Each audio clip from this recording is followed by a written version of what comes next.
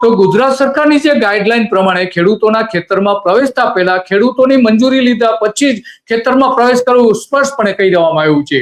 અને એટલા માટે ખેતરમાં આયા પછી એમાં પંચનામું કરતી વખતે તલાટી, સરપંચ, ગ્રામ સેવક, મામલતદાર, ખેડૂત માલિક જે જમીનના માલિક છે એ અને પાવર ગ્રીડ કંપની જે છે અદાણી વતી જે કામ કરી રહી છે એ કંપનીના અધિકારીઓ સાથે રાખીને પંચનામું કરવું. એ સિવાય કોઈ પણ જાતનું તમે કરવું નહીં. અને અમને ખેડૂતોએ માંગણી કરી આમાં સ્પષ્ટપણે આપણે જોઈએ આગળ પણ એમાં બતાવે છે કે કયા પ્રકારની માંગણી હતી. તો વાવથરા જિલ્લાના ખેડૂતોને વળતરની માંગણી 30/10/2025 નવસારી જિલ્લામાં એટલે કે 2025માં જે 30/10/2025માં જે વળતર આપવામાં આવ્યું હતું એ વળતર પ્રમાણે અમને આપો એવી સ્પષ્ટપણે માંગણી કરી છે. અને ત્યાં નવસારીમાં 1.75 કરોડ રૂપિયા વળતર આપવામાં આવ્યું હતું. તો અહીંયા જ એટલું આપવું જોઈએ.